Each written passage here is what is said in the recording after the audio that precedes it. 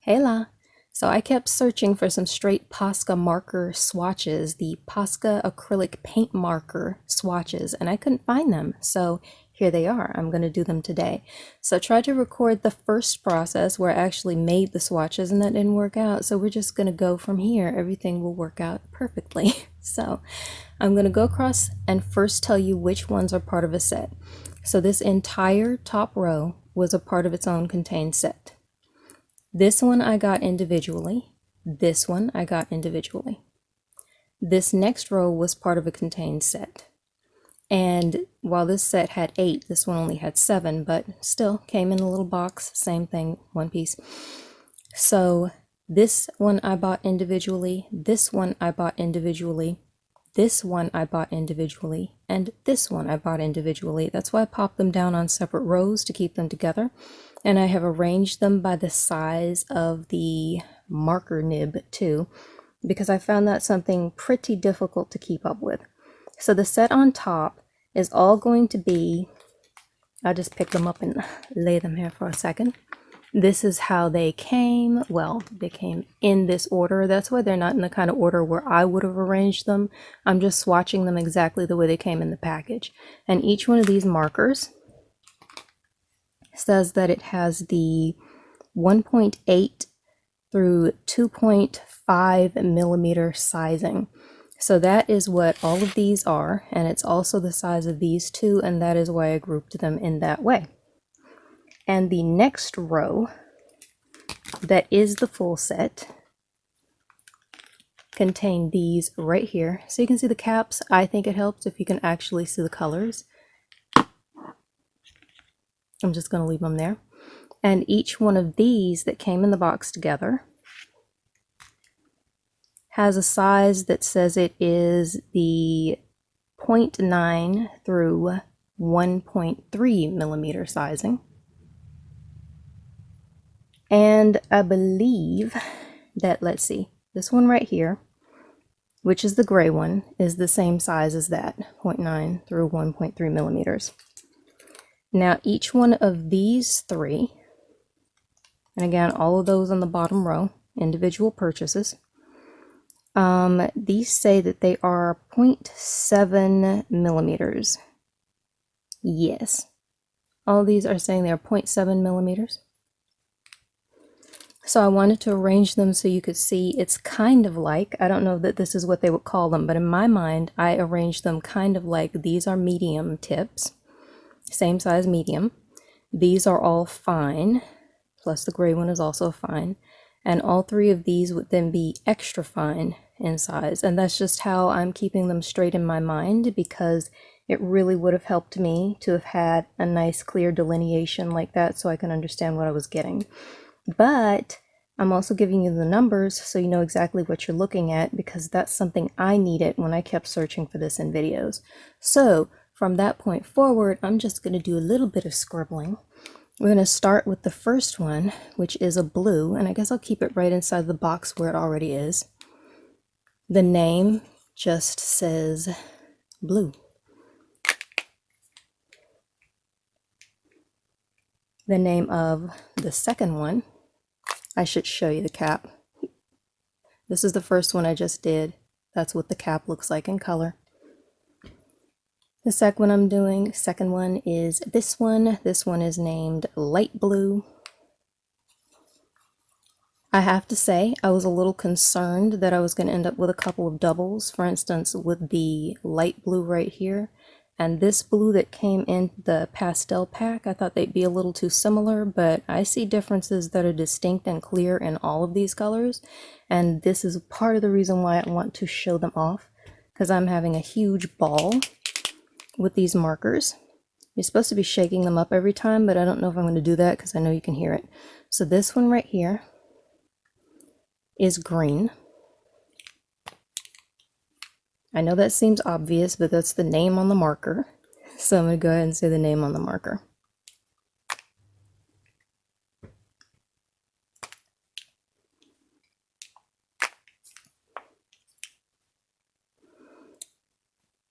Now we have yellow. And I think one of the specific things I wanted to note, in case it's not obvious, is that all the ones in the top set, oh, that one's gonna swatch weird. That wasn't a great iteration of what the yellow is really supposed to look like, because when I used them, I got a little bit of green on the yellow. So the way it swatched right here is darker than it would be if you got one, because my tip has got some green still on it. That's a little bit better, but I'm covering it up now with the side, just so you know. I clearly didn't clean the, after I do that, and I do contaminate them a bit to mix colors sometimes, I clean the tip of it off, and clearly that one I didn't clean well, so I want you to know that was me and not the way the marker actually looks. So I will have forgotten that before I was recording, but hopefully that won't happen again. So this one in this cap is red.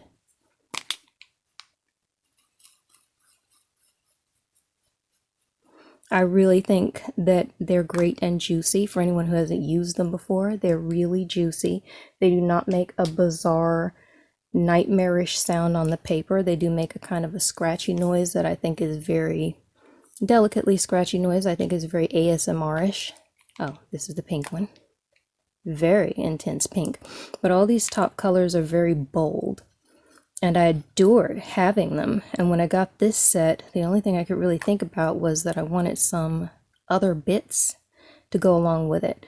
Like you have the yellow and the red, but I wanted an orange, so I'm not always contaminating all my markers, mixing them up. And they dry quickly enough for me that, because I use them on paper, they dry quickly enough for me that I can't really mix them with a brush or any other object. So I really wanted to get some extra colors, and that's where I got into getting these. I kept thinking, I need the softer counterpart to all of these colors, and that's kind of exactly what this set gave me. And any place where I didn't have them, like I said, mixing my colors, I wanted an orange, I really wanted the purple, so I bought those by myself. I mean individually in addition. The white one, this one doesn't come out that easily anymore because I used so much of it on a project. But I think it's going to come out enough that I can just show. I've just been kind of storing it upside down so I can get as much paint out of it as possible. It's not really empty yet, but it's pretty close. And I don't think I remembered to show that. So here it is. That's what white looks like. And I'm just giving you the exact name off the container, which I think I said, but I'm trying to keep it straight while I'm doing all of this. So this one is just called Black. I have found this to be one of the most pleasing, dark, solid, juicy blacks of any type of product that I have used, including other types of paints. And I never fully know what to call it when I'm using this because it is a paint marker, so I am painting, but it's just so convenient and you can draw with it so easily. You don't have brushes to clean up, so I'm comparing it with other paints, and I think that black is just so dark and juicy. It kind of looks blacked out here on the camera because it truly looks blacked out in life. I'm kind of a black purist. I love the color, and I do not like being delivered a gray or something like that and being told it's black. So this one right here, orange. I also find this to be a very vibrant and pretty color. I think they're all vibrant and pretty, actually. I'm kind of a huge fan now all of a sudden. I'm not sure if that one has a little bit of anything on it or if it's just coming out looking dark. Felt like that came out looking a little dark to me. So I might have gotten some on the tip. So in case any more of them are kind of contaminated between colors, I just want to let you know. Well, I'm doing the dots so you can see how the paint comes out. But the colors that are already down, I did fresh out of the container, so those are not contaminated. That's exactly how they look straight out of the box, and that's what you'll get. If you decide, I'm just going to buy one, open it up, and get it started and test it immediately. Which one is this? This is violet. I'm trying to show the caps. This is the violet one. So you can compare. It helped me a lot when I could find any kind of image of the entire package and then go compare online, because online, and I bought mine online, they don't necessarily tell you the name of what you're getting. and they don't necessarily give you enough information, so I found myself going a lot by the color of the cap. Now I do have a little bit of paint falling off on here. I find that when the paint dries up around the body of the marker and you open it up, you can get it kind of sprinkling out. And that's not coming from the marker nib itself, it's coming from right around sort of the neck when you open it up. And I've gotten some paint around the neck, so it would pay if I weren't filming this and trying to show to open this up somewhere other than on top of the work. But it's just swatch paper, so I'm not worried. But if you're working and you've used them, you might want to open the cap somewhere other than right on top of your work so you don't get that little bit of fallout that I've got going down here. So, all right, once again, just as a reminder, that's a total set. And when I swatched those, these are ones that I bought individually, and they have different setups, but I bought this set on Amazon and I bought this set on Amazon. So if you go and you look and you find them there, you might be able to find the same one. One interesting thing I want to note though is that this top set, when I bought it, it actually wasn't supposed to include the light blue. It was supposed to be without the light blue and instead include a light green. Now, what's interesting is I'm pretty happy with that. They sent me the wrong combination of colors, and I like that because I'm not as big a fan of green, but I did really wish I had a softer blue. So I'm glad that they did not include the light green and included the light blue instead. But if you find the set, the one that I bought actually was advertised to contain a light green, so that would be the set that I got. I actually don't know where this configuration came from. I didn't see one that was set up with these colors, but that's what I was shipped, and like I said, I'm even happier with that because I like the blue better. So then we're going to move on to this row, which is all going to be, basically, in my opinion, these are going to be the pastel versions of most of those, and I'll show you more on that later because I think it's kind of important to be able to see them side by side. So this one right here is called Sky Blue. That's a finer line. Let me get a little more ink started.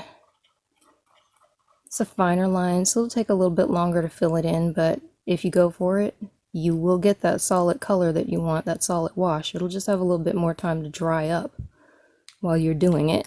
I would work quickly with these. I'm still testing out how I want to use them. So I'm using them on paper, and I'm trying to find a paper that can stand up to a wet marker, because I get these little nubblies of what I think are a combination of dry paint plus maybe a little bit of paper fiber. But that is because of the paper I'm using, and the paper I'm using right here is sort of this famous blue covered Canson mixed media paper that's good for nothing in a lot of people's opinions, and I don't know if that's my opinion or not, but it's basically become just a swatching book at this point, so maybe that is my opinion. I'm not sure. I'm not sure that this paper is great for anything, frankly. This one, it seems to just be called green. It's got that little P there, but I don't know what P would stand for. I think it's just called green, which would be the exact same name of this one, but you can clearly see by the cap and the color, it's a totally different form. It's a much softer color. And one thing I like about these markers, you're not ending up with a softer color because you have less pigment. This is extremely pigmented. It's very easy to get a solid color wash if that's what you want. I mean, to just cover up all the white in one go. I'm doing this pretty quickly. And it's not because it's not a soft green because it's a diluted form of the other green or it's any lighter or thinner. That is fully pigmented and beautiful. It's just pigmented in a way that gives you a creamier, more pastel effect. This one is yellow. And this one, once again, even though they're kind of counterparts with the darker colors, they're all pigmented in my experience. Possibly the least pigmented one that I've used is the white. And I think that's understandable because it seems to be the case with just about every medium I've used. White is a weirder experience. It's also probably the driest one in the pack, but you're not going to be trying to force something the consistency of white out of this marker when you use the white one. It's just, It's a little thicker. It's almost negligible. If you're not really paying attention, or if you don't really care about the sensations, it might be kind of negligible. You might not even realize it's happening. But I notice it. I think it's a reasonable difference. It doesn't make it even slightly unusable. In fact, I tend to pull it out and use it a lot, even to correct little things. When I was doing the swatches, I was dropping some ink because I just started the markers. So I was dropping some ink in some places, and then I actually went over those places with the white marker about 1 or 2 times just to try and cover it up, because I thought it'd be exceptionally distracting in the video if you saw huge bright yellow streaks everywhere. So you'll see a faint touch of color underneath, because when I did the swatching, the markers dripped. And they were dripping once again because I had started them and I was new with it. And yeah, I had a whole lot of paint going just trying to get them started. And that might be part of the nature of the marker, or it might be user error. I think it's half and half because I was new to it. This one's just called Orange.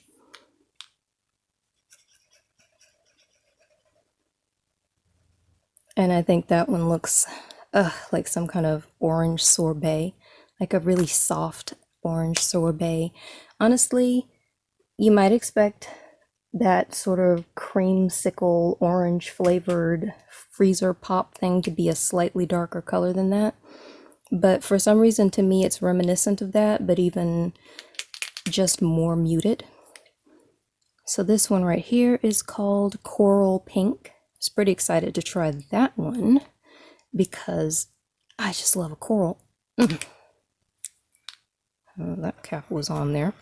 I just love a coral color, and my only other pink was this one, which was very intense, but it's clearly very blue-backed and very cool, and I love a warm pink in general, but I just thought, what if I want to do a different kind of colorscape? So I like it, and I think it's gorgeous, but somehow in my mind they're calling it coral pink, but to me it's like it's more related to a lighter version of the red. I think they look very similar in tone. So this one right here is light pink.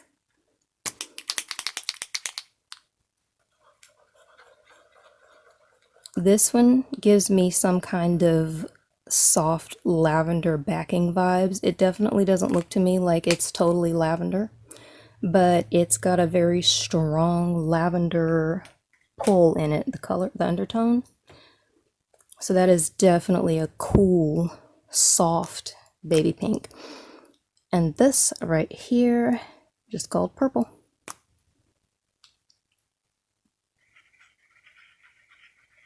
This right here might be the undertone that I'm seeing in that the soft pink.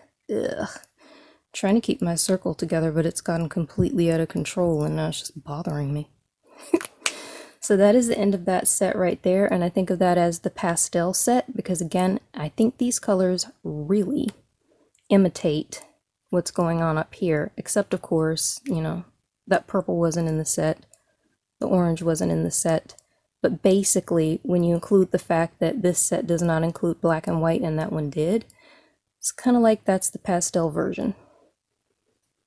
And that was what I really wanted when I opened this up, so I'm very glad that they had that available, and the colors really work so well with each other in my opinion.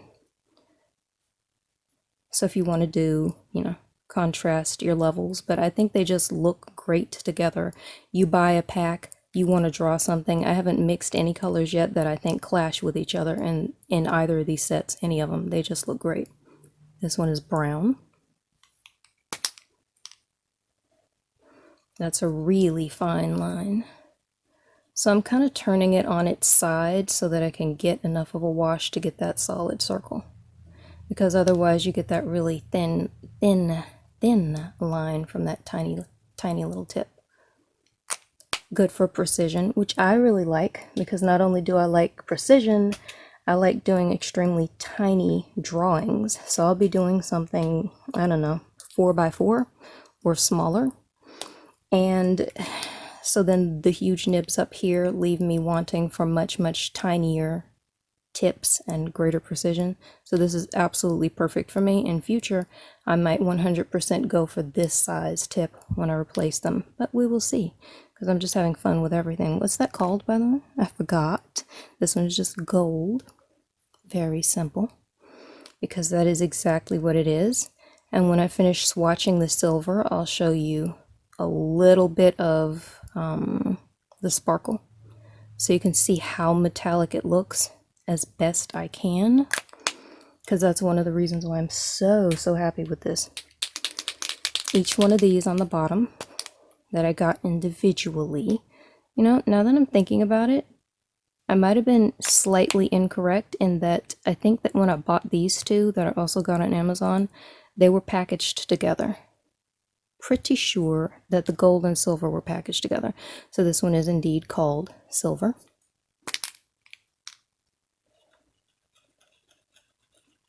That looks very light to me while I'm swatching it. But I also think it's getting a pretty reasonable color down. I think this is the one that's putting down the least opaque color, where if I were to, for instance, if I put black underneath and went over it with this, I think you would still see the black and get the silver on top. I think you could cover it, but I think it'd be a lot harder and take more strokes. Maybe I'll do some of this stuff later in another video, but I'm pretty surprised at how long this one is already, so I won't be doing it here. And this one right here, the last one I'm gonna swatch, is gray.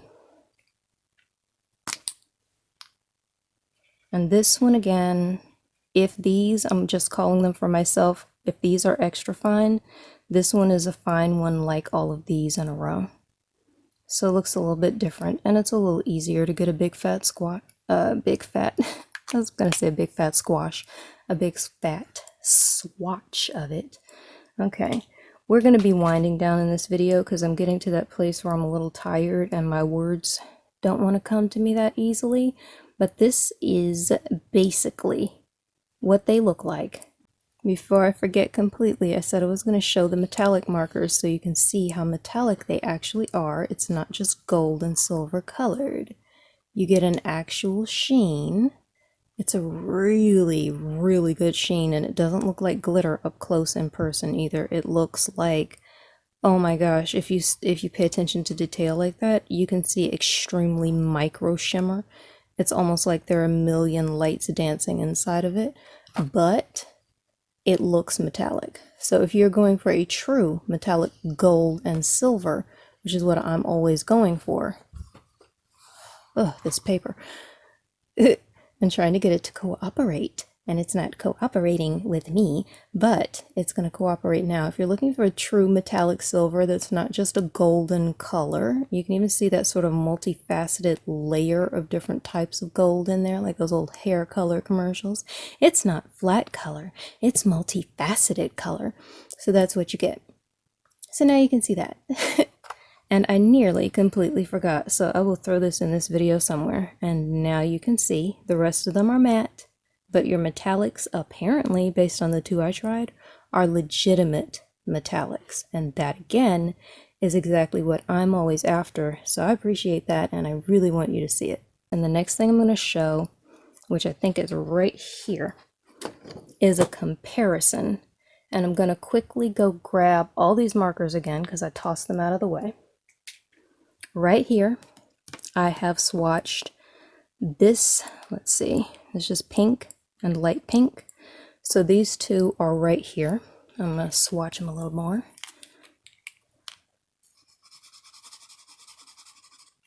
Quickly, because I think that these are really natural counterparts of each other. And so I decided to do this tiny little bit here so you can see how they work. So there are those two. Then right here, I have a combination of red and coral pink. So you can see, I think if we're talking about having a darker color in one of those packs and then its lighter counterpart right next to it, I swear these two look like they're just different versions and highly opaque and pigmented versions of this red. They just, to me, they go together like that. even though it's coral pink, these are, you get something like, I don't know how to explain it, a sophisticated, soft red color. But it definitely does. I wouldn't say it's not coral pink. I would just say that the type of coral pink has these tones in it that pulls like, it's just the softer version of the red. They go together so beautifully. They are perfect counterparts in my opinion. And right here I have the orange. And again, this one is just called orange. I think it's just called orange. There's this tiny little P right in front of the name, and I don't know what that stands for unless it literally stands for pastel. That makes sense to me. That's probably what it is. Each one where it had the same name, like orange, it probably, with the P in front of it, I'm sure that stands for pastel now, because suddenly it makes perfect sense to me. So you even see, this is pretty rare in the color industry, in my opinion and my experience. The cap seems to match the color so well. It's kind of ridiculous. You can't usually tell what color you're getting. I think it's kind of known for people who are in the know, people who've done it, people who've tried it, swatched. I mean, with art supplies, with hair color, whatever you've got, you can't go by the bottle, you can't go by the cap. But I'm telling you, these colors to me look like, if you want to go by the caps rule. You really can figure out exactly what you're going to get inside. It's so close, it's creepy. It's so close, it's actually just kind of bizarre. So you could actually, on all the ones I've tried, choose them by the cap and get a really, really good color match with the marker underneath. I think that is pretty fly because it's pretty rare. That might be the biggest difference I've seen so far actually in the yellow. It is looking even closer on the camera than it's looking in person. But this is yellow, and this one is, I'm pretty sure, pastel yellow. So again, if that's what that P stands for, and now it makes total perfect sense, I'm pretty convinced that's 100% what it's supposed to be, then that's exactly what these two kits are kind of set up to do, is exactly what I want it to be, the softer pastel counterpart for a little bit more depth in your works, or just for making a different version, you know, a different work where you just have a completely different series of tones and it gives it a different feeling. So you can do that with these if that's what you're after, and it's very much what I was after. So again, I'm pleased. Okay, so here's your green and your pastel green. I'm gonna probably just speed through the next couple without talking, because I can't think of anything else to say about this right now. The entire point is just so you can see how well they go. And I think I've said everything I can on that matter right now, so I'm just going to go speed through the rest.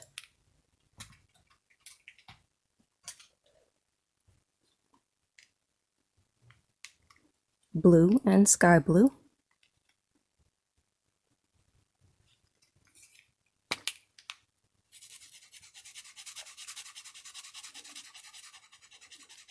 I just noticed with the blue that sometimes they come out looking just a little bit different than they're going to look when they dry. To me, that looks much, almost like it has a violet undertone that's really taking over the color profile.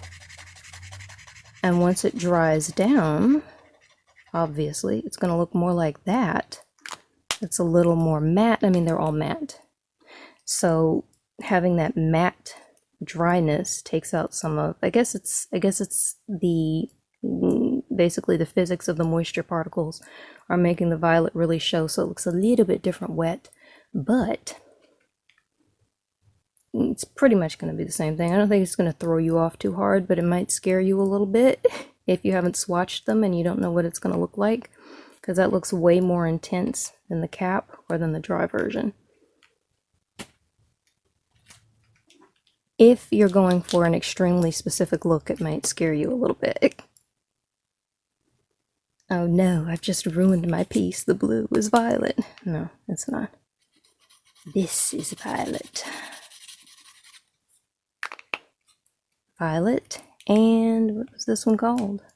Pastel purple.